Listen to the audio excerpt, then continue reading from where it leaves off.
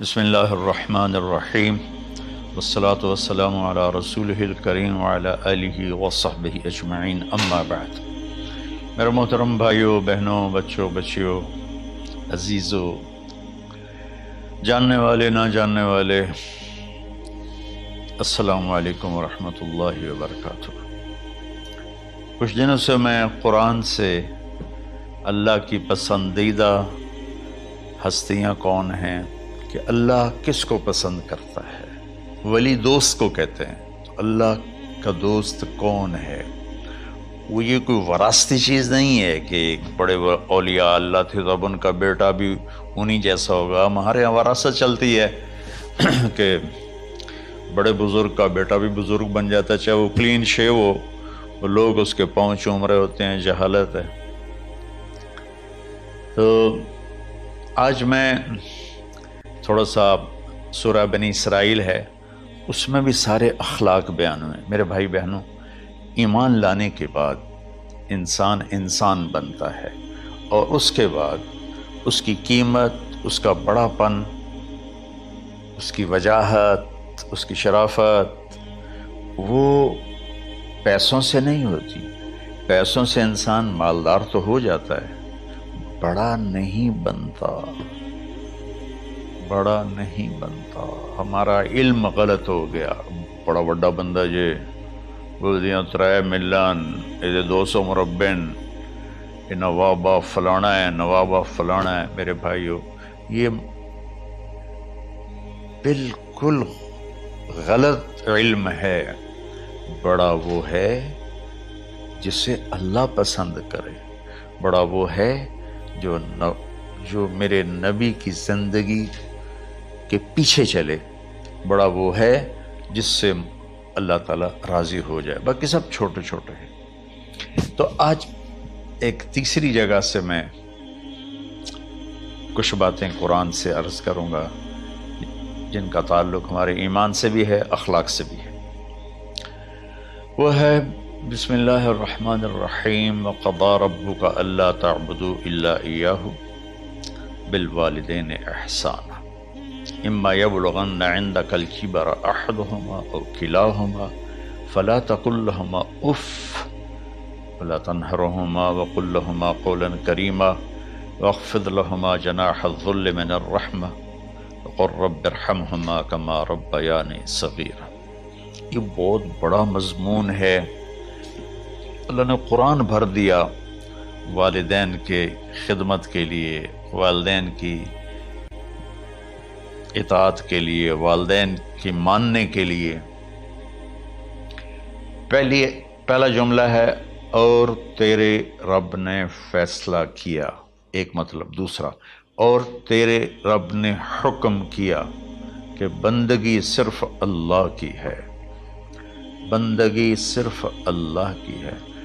عبد اسے کہتے ہیں جو ہر بات پہ سر جھکا دے، عبد اسے کہتے ہیں جو ہر بات پہ بچھ جائے، اس کو عبد کہتے ہیں۔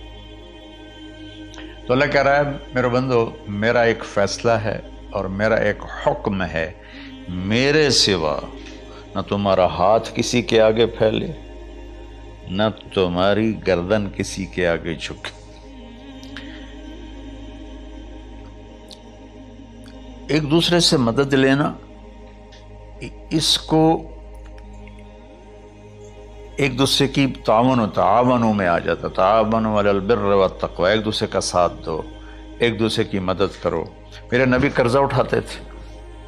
میرے نبی جب انتقال ہوا تو آپ کی زرہ 9 وسق پر، وسق 5 من کا ہوتا ہے، تو وہ جو کے بدلے آپ نے زرہ رکھوائی تھی کہ جب میں تمہیں ادا کروں گا زرہ لے لوں گا، اور آپ کا انتقال ہو گیا، آپ زرہ اپنی واپس نہیں لے سکے۔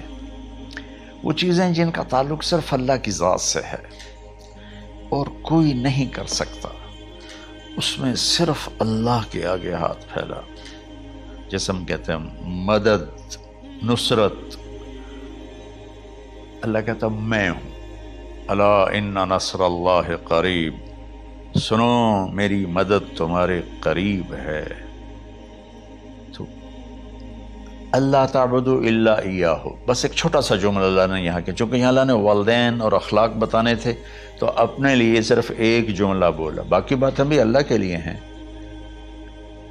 لیکن اللہ نے میری بندگی، اس بندگی سے مراد 5 وقت کی نماز نہیں ہے، حج، روزہ، زکوٰۃ نہیں ہے اس کی مراد، یہ ساری باتیں داخل ہیں، اور اس کے ساتھ 24 گھنٹے کی زندگی اللہ کی مرضی پر گزارو، نفع آئے تو شکر ادا کرو، نقصان ہو تو صبر کرو، برداشت کرو، پھر بھی شکر ادا کرو کہ میرا رب یہ کہہ رہا ہے کہ میں نے صرف اللہ سے تعلق جوڑنا ہے۔ اللہ کے نبی نے اپنے چچا زاد بھائی عبداللہ بن عباس سے فرمایا کہ یا غلام، اے نوجوان، اسی کا بکلمات فاحفظہ، میں تمہیں چند باتوں کی وصیت کرتا ہوں، کیا؟ احفظ اللہ، احفظ اللہ یحفظک اللہ، یحفظک اللہ، اللہ کے اوامر کی حفاظت کر، اللہ تیری حفاظت کرے گا۔ احفظ اللہ تجدہ تجاہک، تو اللہ کے اوامر، اسلام، حلال حرام کی پہچان کر کے زندگی گزار تو اللہ کو ہر وقت تو اپنی مدد کے لیے تیار پائے گا۔ اور لمبی حدیث ہے، عشاء کی نماز کا وقت ہو رہا ہے، اس میں وہ جملہ جو اس میرے مضمون سے متعلق ہے، وَإِذَا سَأَلْتَ فَاسْأَلِ اللَّهِ، جب بھی مانگو اللہ سے مانگو، جب بھی مانگو اللہ سے مانگو، اللہ کے سوا کوئی دینے والا نہیں ہے، صرف اللہ ہے دینے کے لیے۔ وَإِذَا اسْتَعَنْتَ فَاسْتَعِنْ بِاللَّهِ، اور جب مدد کے لیے ہاتھ اٹھاؤ تو صرف اللہ کو پکارو، جب ضرورت حاجت کے لیے، مدد کے لیے ہاتھ اٹھاؤ تو اپنے اللہ کو پکارو۔ تو یہ حدیث کی بات بھی ہے اور یہ قرآن کی بات بھی ہے۔ اس کے بعد آگے اللہ کہتا ہے وَبِالْوَالِدَيْنِ إِحْسَانًا، اور اپنے والدین کے ساتھ احسان کرو۔ احسان کا کیا مطلب ہے؟ اللہ آگے اسی کی تشریح کر رہا ہے۔ ویسے احسان کا مطلب عربی میں ہوتا ہے، یہ جو ہمارا اردو کا احسان ہے، میں تیرے تو احسان کیتا تو ہوں میں نالے کی کر رہے ہیں، یہ بھی مطلب ہے، لیکن احسان کا اصل مطلب ہوتا ہے، احسان حسن سے ہے، حسن، حسن سے الف، 2 الف ملے اور احسان بن گیا۔ احسان کا مطلب ہوتا ہے کسی بھی کام کو جو دنیا کا ہے، دین کا ہے، اسے انتہائی خوبصورت طریقے سے کرنا۔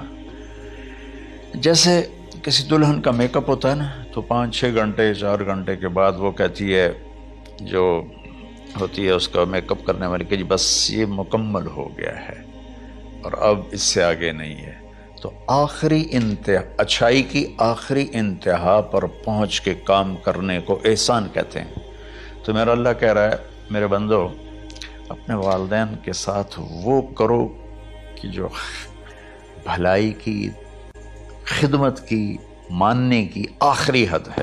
سبحان اللہ۔ وبالوالدین احسان، بالوالدین پہلے ہے، احسان بعد میں ہے۔ اللہ تعالیٰ نے باقی سب کو پیچھے کر کے فرمایا کہ دیکھو خاص طور پہ ماں باپ کے ساتھ وہ رویہ کرو کہ ان کے دل سے دعائیں نکلیں۔ چند دن پہلے ایک والد یوں ہاتھ اٹھا کے کہہ رہا تھا اپنے بیٹے، اکلوتا بیٹا، میں منگنا اللہ کو لو، اللہ تینوں چاہ لوے۔ باپ بیٹے کے لیے یہ دعا مانگ رہا تھا اور بیٹا اکیلا ہے، یہ بد دعا باپ کر رہا تھا۔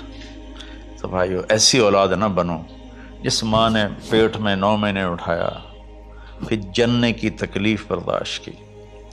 ایک شخص آیا حضرت عبید بن عمیر کے پاس کہ حضرت میں نے ماں کو اپنے کندھے پہ بٹھا کے پیدل حج کرایا ہے، مینا لے گیا، عرفات لے گیا، مزدلفہ، پھر مینا، پھر مکہ، تو کیا میں نے ماں کا حق ادا کر دیا؟ میں نے فرمایا ولا تلقۃ واحدہ، بیٹا ابھی ایک تلقہ کا حق بھی ادا نہیں ہو۔ تلقہ کسے کہتے ہیں؟ جب بچہ پیدا ہونے کا وقت آتا ہے تو ماں کو دردوں کی لہریں اٹھتی ہیں، وہ اتنی خوفناک ہوتی ہیں کہ ماں چیخ چیخ کے رہ جاتی ہے، اور بعض اوقات ڈیلیوری لیٹ ہو جاتی ہے تو وہ تڑپتی ہے، روتی ہے۔ وہ جو لہریں ہیں نا پیٹ میں آتی ہیں جاتی ہیں، آتی ہیں جاتی ہیں، ایک لہر جو درد کی اٹھتی ہے اس کو کہتے ہیں طلقہ۔ میں قربان جاؤں، انہوں نے فرمایا بیٹا ابھی تیری ماں نے جو تجھے جنا تھا اس وقت جو تجھے درد، وہ تیری ماں نے درد کی لہریں برداشت کی تھیں، اس میں سے ایک لہر کا بھی حق ادا نہیں ہوا، یعنی کہ حق ادا ہو ہی نہیں سکتا۔ یہ مطلب کہ حق ادا ہو ہی نہیں سکتا، کہ بیٹا ابھی ایک کا بھی نہیں۔ پھر حضرت عبداللہ بن عمر سے ایک شخص نے پوچھا کہ اچھا یہ جو آدمی تھا یہ خراسان، یہ ایران میں ہے اور افغانستان میں، یہاں سے ماں کو پیدل کندھے پہ بٹھا کے مکے پہنچا تھا، اندازہ لگا اس نے کتنی مشقت اٹھائی۔ اور عبیداللہ بن عمر کہتے ہیں بیٹا ابھی ایک لہر کا حق ادا نہیں ہوا۔ یہی سوال حضرت عبداللہ بن عمر سے کیا ایک شخص نے کہ حضرت میں نے اپنی ماں کو حج کرایا ہے، سارا میں نے پیدل کرایا ہے اور کندھے پہ اٹھا کے کرایا ہے، تو کیا میں نے ماں کا حق ادا کر دیا؟ وَلَا زَفْرَةً وَاحِدًا وَلَا زَفْرَةً وَاحِدًا۔ کہ بیٹا تیری ماں نے تجھے پالتے ہوئے جو تھک تھک کے لمبے لمبے سانس لیے، ہوکے بھرے، ابھی ایک ہوکے کا حق بھی ادا نہیں ہوا، یعنی حق ادا ہو ہی نہیں سکتا۔ تو احسان کے آگے تشریح آ رہی ہے۔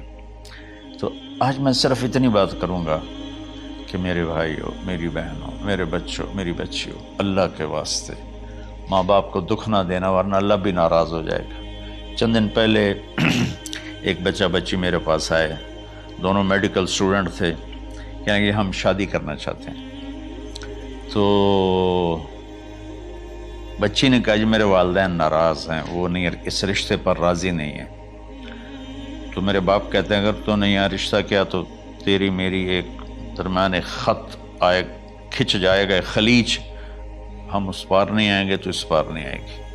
میں نے کہا بیٹی جس ماں نے تجھے 9 مہینے پیٹ میں پالا، 2 سال تجھے دودھ پلایا، تیری پوٹیاں پیشاب صاف کیا، تجھے پیمپر باندھے، تجھے اٹھ اٹھ کے راتوں کو اپنی چھاتی سے دودھ پلایا، کیا اب اس کا اتنا بھی حق نہیں کہ تم اس کی رائے کا احترام کرو؟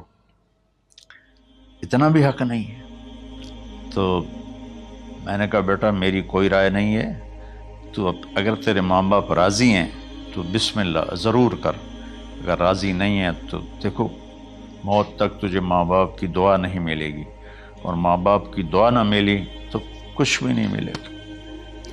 تو بھائیو دوستو، خاص طور پر آج کے کالج کے نوجوان بچے بچیاں یہ ماں باپ کے ساتھ بہت بدتمیزی کرتے ہیں، چونکہ اس میں والدین کا پہلا قصور ہے کہ انہوں نے ان کو دین نہیں سکھایا۔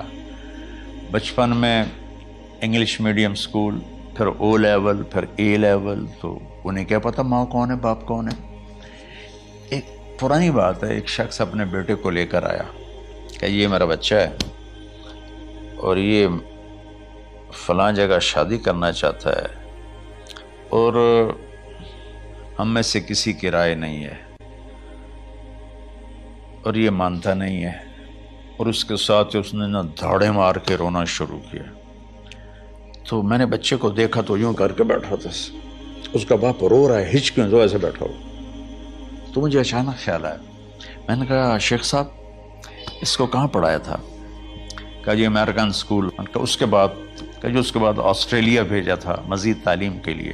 ان کے شیخ صاحب اس بچے کا کوئی قصور نہیں، آپ کا قصور ہے، اس کو تو پتہ ہی نہیں میری ماں کیا ہے، میرا باپ کیا ہے۔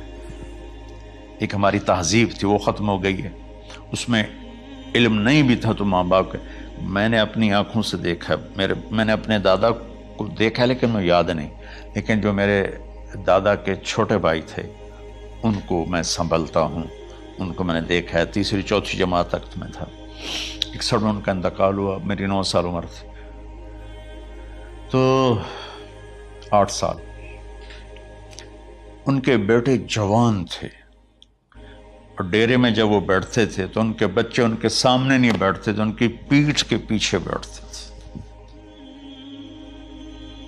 اتنا ادب، حالانکہ چاروں کے چاروں دین نہیں جانتے تھے، تہذیب تھی، ثقافت تھی، جو آج کی تہذیب نے ہم سے سب کچھ چھین لی۔ اب بھی آپ جاؤ بیٹا تھر پارکر میں گیا ہوں 2-3 دفعہ، اور وہاں مسلمان نہیں، ہندو عورتیں جب گاڑی گزرتی ہے تو گھونگھٹ کو نیچے کر لیتی ہیں، اپنا چہرے کو فوراً چھپا لیتی ہیں۔ تو خیر بہرحال میں نے کہا شیخ صاحب اس بچے کا قصور نہیں، آپ کا قصور ہے۔ تو میرے بچوں، اپنے ماں باپ کو خوش کرو، راضی کرو، ان کا راضی ہونا اللہ کی رضا ہے۔ میں اس کی تفصیل انشاءاللہ آگے بتاؤں گا، آج میں صرف اتنا ہی میں نے تمہید باندھی ہے کہ ماں باپ کا کیا مقام ہے، ان کی کیا عزت ہے۔ ایک شخص آیا، یا رسول اللہ میرا باپ میرے پوچھے بغیر میرا مال خرچ کر لیتا ہے۔ آپ نے کہا بلاؤ، چونکہ بچے کا ذاتی مال اگر ہو تو شرع کے لحاظ سے باپ پوچھ کے استعمال کرے، بغیر پوچھے استعمال نہ کرے۔ جب اسے پتہ چلا کہ میرے بیٹے نے شکایت کی ہے، تو عرب کی شاعری تو مشہور تھی، انہیں دل میں کچھ اشعار پڑھے۔ جو آیا تو جبریل پہلے آ گئے، یا رسول اللہ، اللہ تعالیٰ کہہ رہے ہیں آپ اس سے پوچھیں وہ شعر بتاؤ جو تیرے کانوں نے تو نہیں سنے، تیرے دل میں آئے تھے اور اللہ نے سن لیے۔ تو اللہ کے نبی نے فرمایا بھائی تیرا انشاءاللہ